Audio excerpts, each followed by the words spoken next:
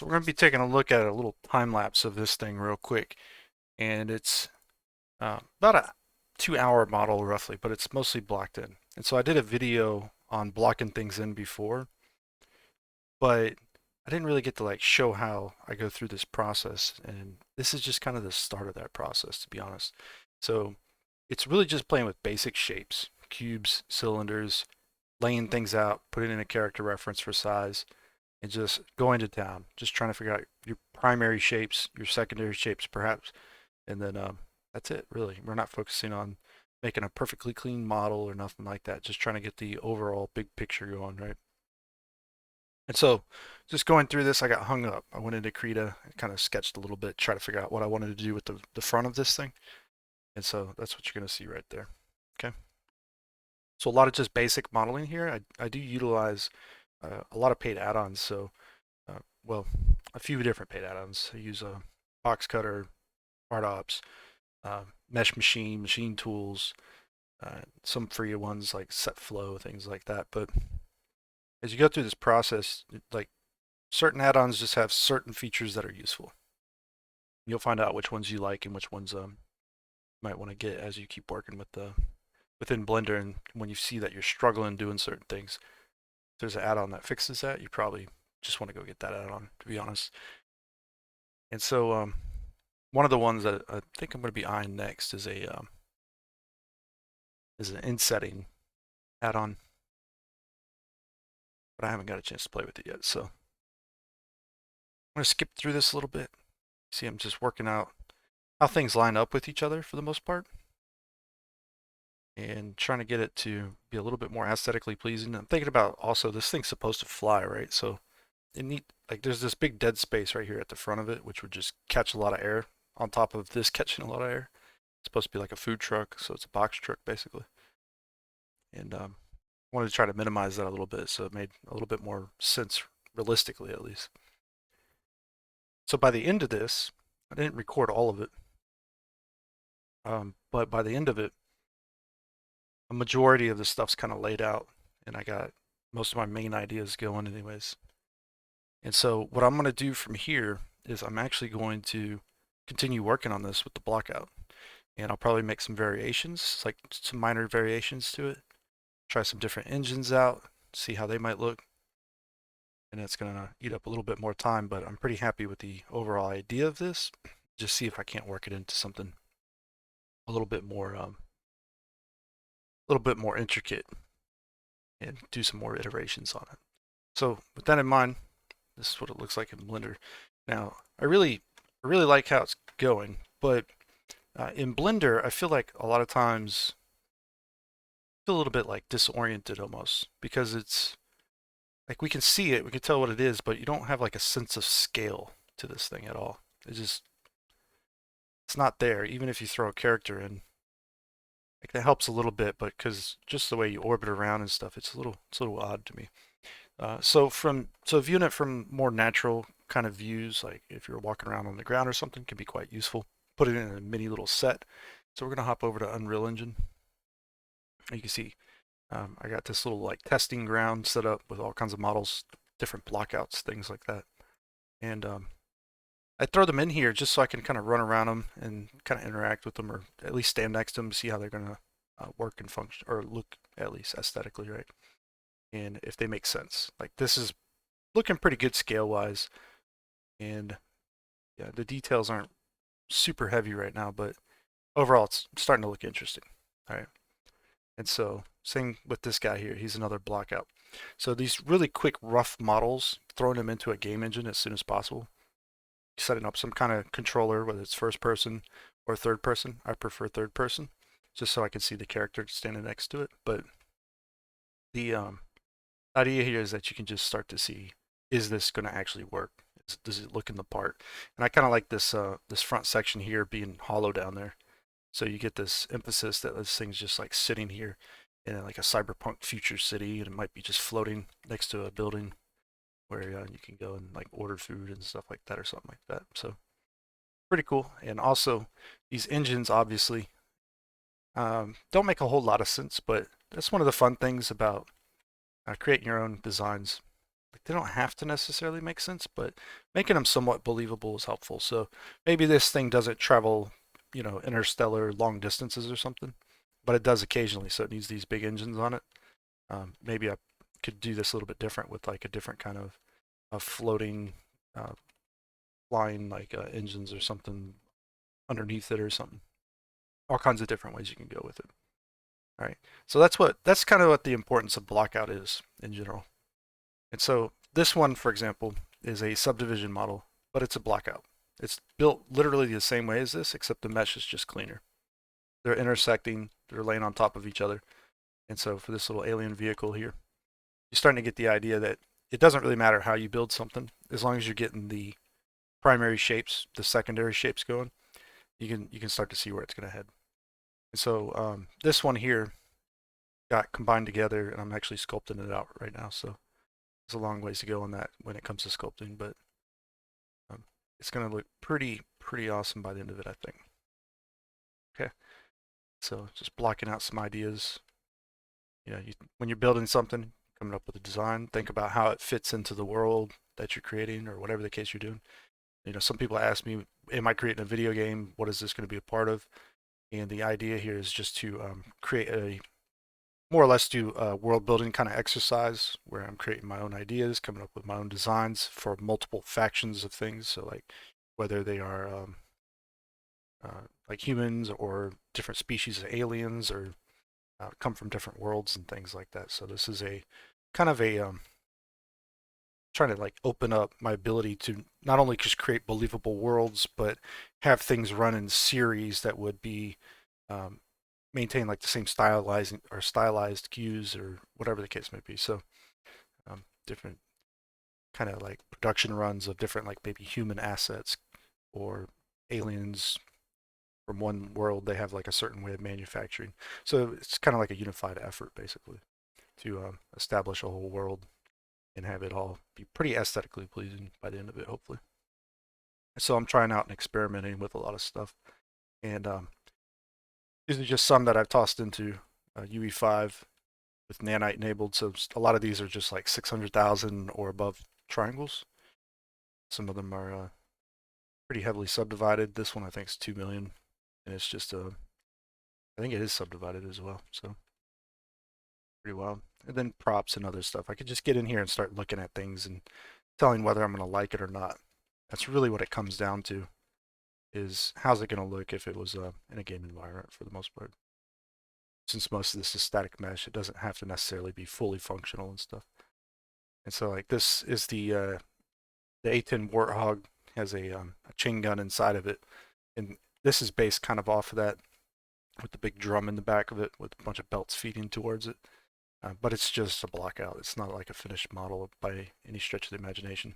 But it is a custom little mount below it, so it's taking cues from like um, Navy warships and things, and kind of working that into a science fiction piece that's based off real world stuff, basically, which is pretty fun. Same as this, like obviously a food truck's a real thing in real life, but you toss some engines on it. Now you got what almost looks like a Winnebago from Spaceballs, right? The that whole movie there. The thing is that it's not really a Winnebago. It's supposed to be like a box truck, but uh, because of the way I pushed out the panels on the side there, it actually kind of looks like a train in a way, and I kind of like that. It's actually pretty cool looking in my opinion. But I'll probably keep playing with it and see if I can't do something different there as well. And then from the banners on YouTube and ArtStation and wherever else I put that really simple sketch. I started sculpting that guy out. Um, didn't really want to finish him right away, but I just wanted to see what it would be like walking under something like that with some big old granddaddy long leg spider type legs almost, but only 4 of them instead of 8 or whatever. And it was supposed to have like the body of a tick more or less, and I kind of got the shape wrong there a little bit. So, but overall I'm liking this, right? It's got a very nice feel to it. When I think of long-legged characters and mechs or whatever inside of video games, automatically Half-Life 2, right? You got those walkers that would go around, and I like that kind of stuff. Or War of the Worlds, for example. Same kind of idea here, just something large with legs, right? Some of this is real life stuff though. This was based off of, I think, an F-14 Tomcat engine. That's completely fictional as far as I'm aware. Just kind of went free modeled. This is based off of like a subconscious palette. So like when you're an artist and you draw a lot, or you're doing 3D modeling, you'll develop a mental palette. I used to do a lot of ocean life stuff, so this is actually kind of looking like a manta ray, right? And so that kind of popped out of my subconscious while I was just doing like a free modeling exercise, basically. This is based off of a real fusion reactor, and then this thing here is just um, it's kind of a little terminal I wanted to play around with, so not real special. Coming up with some ideas for like a cyberpunk apartment, like water source that's not using plumbing, so like a hydrogen and oxygen tank, and maybe create these bottles that you can plug into your like super high compressed bottles that can plug into your piping system in your house or something. So some air compressors or whatever, all kinds of different stuff I'm working on. Just want to see how it looks. And that's the whole point of putting it in this little gym level or this little testing arena. It's just to get things in here, play around with them, and see how they're going to end up working out in the long grand scheme of things. So let me talk about that mental palette thing one more time real quick.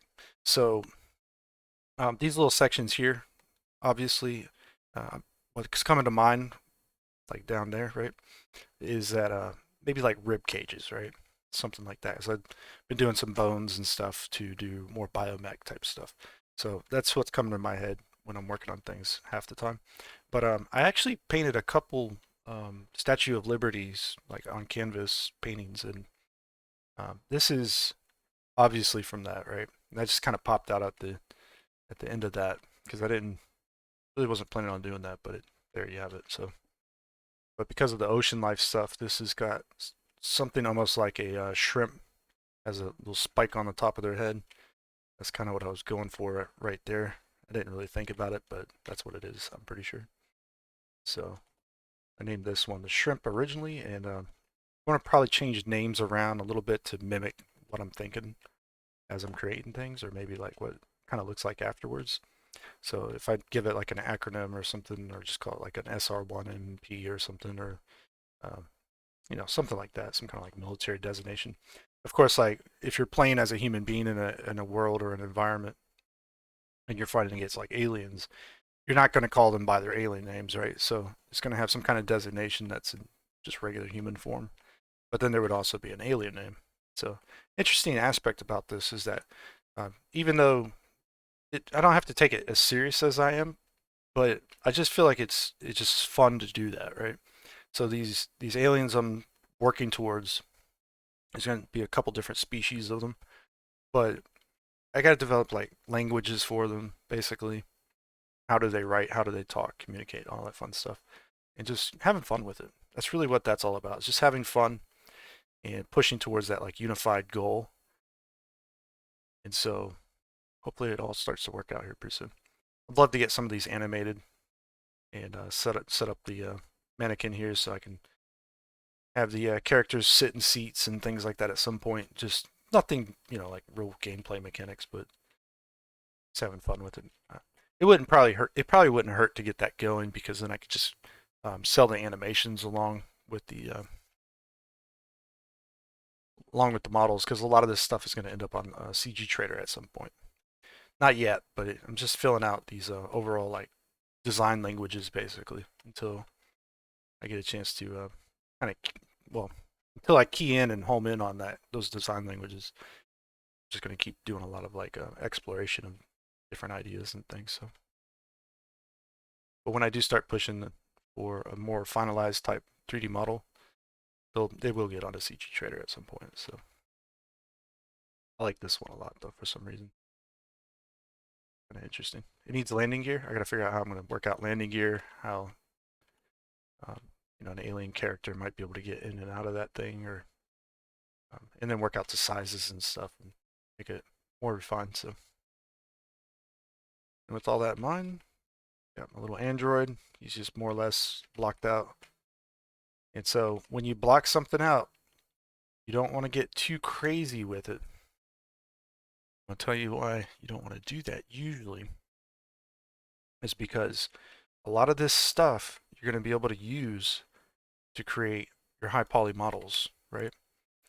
And if you get too crazy with it and you have a hard time deciding like what is supposed to be part of what, like I know this is going to be a little table section, right?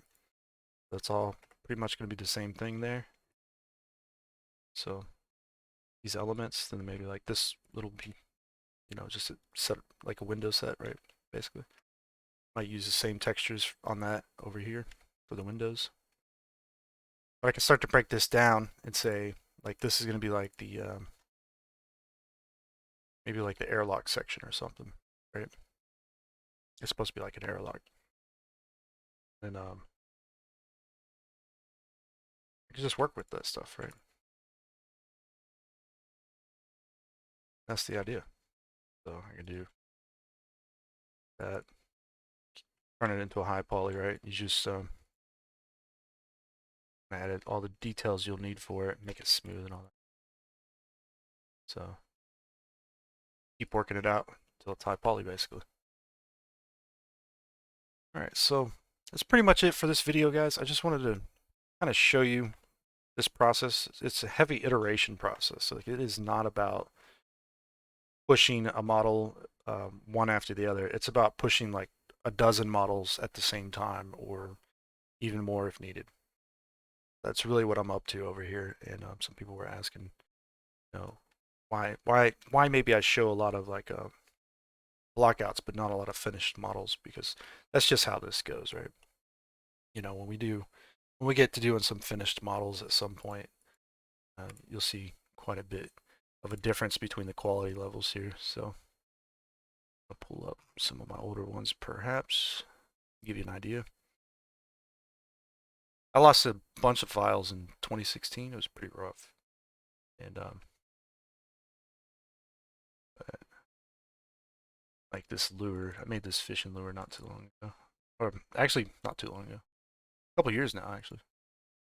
I took a break from 3D for a little bit, and but doing this kind of stuff in Substance Painter so you can have like translucent materials underneath it and all that fun stuff. So like you can get pretty detailed with your models if you really want. There's no limits there, right? So now doing that for a whole vehicle, on the other hand, can take up quite a bit of time. You know, just kind of blocking it out can take up quite a bit of time. I got to finish this like Tomb Raider axe I was gonna do. It's not finished yet. Let's go ahead and get that done at some point, hopefully. Let's do animals. Get another idea. Here's an alligator head. Put this thing up. It's pretty high poly. I don't know. I don't handle polygons really well that well in Blender, but so like, being able to sculpt something for a good bit of time, being able to kind of like work on scales and stuff, and get proportions and shapes right. Same process, right? You start really basic and then you start working into this kind of stuff. So that's where you start to head to with your more official models, not necessarily your blockout. This one should be, oh, Blender crash? Oh, it did. Let's try that again. Let's see if it crashes again. That was interesting. I haven't had it crash before. Just loading a file like that. Yeah, sometimes Blender will take it will turn off on me sometimes when I got Unreal in the background. I don't know. I don't know why it really does that, to be honest. I do external data, find missing files, and just click here again. For whatever reason, this file never loads the eyes. I'm thinking that's something to do with this in here. I don't know which setting I need to change. I need to fix that actually, but so like being able to do like translucent. Is that faceted? It is. That's the normal map then. It's pretty glossy too. Wonder if the shading's messed up. This is the world. Let's go back to the object. Where's everything? Down here. Oh, we got a height map. That might be a problem. I don't want a height map. And non-color, tangent space, okay. It might be a DirectX normal, perhaps. Okay, yeah, it's supposed to be a little bit smoother like that.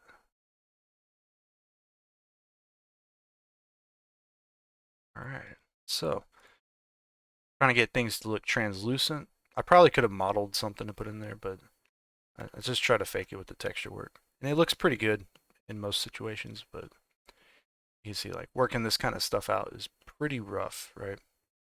It's not the easiest of things to do. This is a model from 16, I think, 2017 maybe. So yeah, Blender's come a long way since 2.8 even, you know. And I got started in 2.78. I think I started using Blender. So it wasn't too much before it switched over. And the old user interface going to 2.8 was just like fantastic, but it's actually way nicer than 2.78. I really didn't like the user interface of that program at the time. But it was more or less just as useful when it came to modeling and sculpting. It was just a little bit more sporadic and spread out. So, anyways, so we'll see some of this kind of productions type stuff here popping up probably sooner than later. So I'm kind of starting to feel comfortable with the design languages I've been going for. But I really need to work out the tertiary details more than anything, and then just start pumping out models left and right. I think that's that's all gonna head anyway. So that's it for this video, guys. I really hope you enjoyed watching this one, and I'll check you out in the next one. All right, take care.